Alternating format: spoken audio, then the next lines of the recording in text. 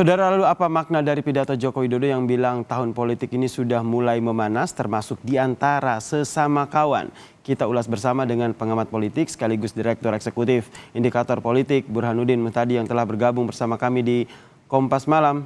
Assalamualaikum, salam sehat Mas Burhan. Joko Widodo bilang nih situasi politik Waalaikumsalam, sudah salam mulai sehat. panas apalagi antar kawan sendiri. Ini siapa yang disasar Joko Widodo dalam pidatonya ini? Saya kira pesan Presiden Jokowi secara normatif bisa dimaknai bahwa Presiden sebagai kepala negara dan kepala pemerintahan mengajak semua pihak untuk menurunkan tensi persaingan jelang 2024. Tetapi ketika disisipkan antar kawan sendiri, suka tidak suka publik punya asosiasi kawan sendiri di sini adalah sesama partai pendukung pemerintah. Dan kebetulan kalau kita lihat dari 7 partai pendukung pemerintah itu mengelompok ke dua kubu. Satu adalah kubu pendukung Prabowo Subianto, yang kedua adalah kubu Ganjar Pranowo. Nah, ini yang saya kira menjadi tanda kutip ya sasaran kritik sekaligus masukan Presiden Jokowi kepada kedua belah pihak agar tidak saling serang karena akan merugikan kepentingan yang lebih besar, terutama bagi proses penyelamatan dan keberhasilan agenda pemerintahan Pak Jokowi. Baik. Jangan lupa Yasir ya, saling serangnya ini kan sudah sampai misalnya pada isu food estate ya. Food estate ini kan ada serangan kepada program pemerintah terutama yang dianggap menjadi tanggung jawab Menteri Pertahanan. Nah, sampai kemudian Presiden Jokowi melakukan klarifikasi bahwa food estate ini tidak bisa cepat membuahkan hasil, perlu waktu. Tetapi yang menarik, isu ini kan dimunculkan oleh partai terbesar pendukung pemerintah, yang lagi-lagi tidak bisa dilepaskan dari konteks persaingan antara Pak Prabowo dan Mas Ganjar Baik. di 2024 nanti. Mas Burhan melihatnya apakah saling serang ini sudah terang-terangan atau bisa saya katakan sudah terlalu frontal begitu sehingga Joko Widodo harus segera mengingatkan bahwa di tahun politik ini sudah mulai memanas dan jangan saling serang apalagi antar kawan sendiri. Kalau disebut frontal mungkin belum ya, tetapi memang sudah mulai menghangat dan terang-terangan Mm-mm.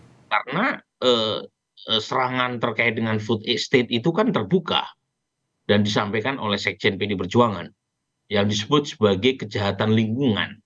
Nah, ini kan menarik karena food estate ini kan sudah berlangsung sekian tahun, tetapi baru muncul belakangan seiring dengan memanasnya tensi persaingan politik antara dua kubu yang tadi saya sebut ya. Tapi lagi-lagi ya, menurut saya PD Perjuangan tentu punya alibi dengan mengatakan serangan itu tidak kepada agenda pemerintahan, Mm-mm. bukan kepada Presiden Jokowi, tetapi kepada menteri yang dianggap tidak deliver. Nah, dalam hal ini adalah mereka sasar Pak Prabowo. Meskipun memang kompleks ya soal food estate ini bukan hanya satu kementerian, tapi lagi-lagi dalam konteks politik PD Perjuangan ingin mengarahkan sasaran tembaknya bukan kepada Presiden Jokowi, tetapi Mm. kan pemerintah Pak Jokowi bisa menjadi collateral damage karena serangannya ke Pak Prabowo dan Pak Prabowo bagian dari pemerintah. Pemerintah dianggap menjadi bagian dari kegagalan kalau misalnya betul ya food estate itu Mhm. sebuah kegagalan. Jadi lagi-lagi ini menarik karena sebelumnya partai pemerintah sangat solid, ya, sekarang paling tidak menjelang 2024 untuk kepentingan elektoral muncul kritik ya terbuka yang disampaikan oleh sesama anggota koalisi pemerintah. Sangat solid, kemudian ada muncul kritik terbuka seperti kata Anda. Ini kedepannya Anda membacanya seperti apa? Apakah tetap solid atau nanti akan ada ya bisa dikatakan berbeda pendapat ataupun perpecahan dalam tanda kutip di dalam koalisi pemerintahan Joko Widodo ini? Yang pasti kita harus mulai membiasakan diri munculnya perbedaan-perbedaan antar partai pendukung pemerintah jelang 2024. Mm-mm. Jadi mengharapkan keseragaman opini dan pendapat di antara 7 partai pendukung pemerintah juga mustahil ya. Apalagi satu di antara partai pendukung pemerintah kan mengusung calon presiden di luar dari apa yang dianggap sebagai jagoan pemerintah ya, yaitu Nasdem yang Mm-mm. mengusung Mas Anies Baswedan.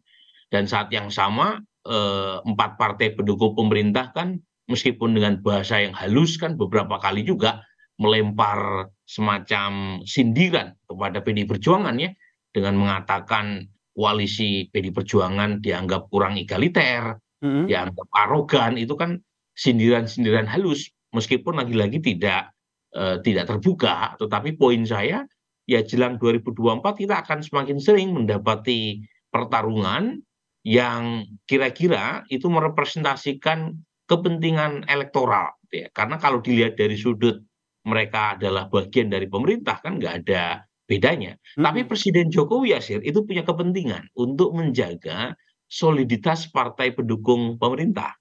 Karena kalau misalnya serangannya makin frontal, itu akan mengganggu agenda pemerintah jelang berakhirnya masa jabatan presiden. Nah itu dia tuh Tahun menjaga depan. soliditas kondusitivitas politik jelang Pilpres nanti. Nah dengan adanya pesan yang disampaikan oleh Joko Widodo dalam pidato ini, apakah ini juga akan menjadi sebuah warning begitu buat parpol yang tadi disebut saling serang begitu, bahwa kedepannya mereka tidak akan saling serang lagi?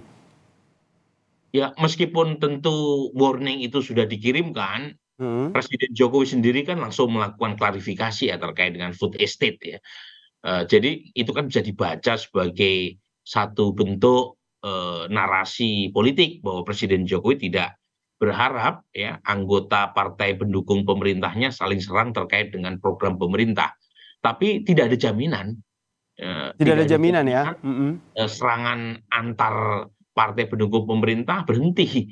Karena ini simpelnya begini, Yasir. Mm-mm. Di antara tiga capres teratas, itu top two, Mas Ganjar dan Pak Prabowo, itu dua-duanya partai pendukung pemerintah. Jadi kalau kemudian selisihnya tipis antara kedua calon teratas ini, ya suka tidak suka serangannya tidak hanya kampanye, bukan hanya kampanye positif kan, tapi juga negatif campaign. Negatif campaign itu boleh, yang nggak boleh adalah black campaign. Ya, Jadi saling membuka aib dan kelemahan pihak lawan secara teknokratik itu boleh. Yang tidak boleh adalah black menggunakan politik campaign. identitas, black campaign, SARA itu tidak boleh gitu loh. Jadi lagi-lagi ini apalagi jangan lupa Mm-mm. keduanya kan memperebutkan blessingnya Presiden Jokowi kan. Karena Betul. popularitas Pak Jokowi yang tinggi.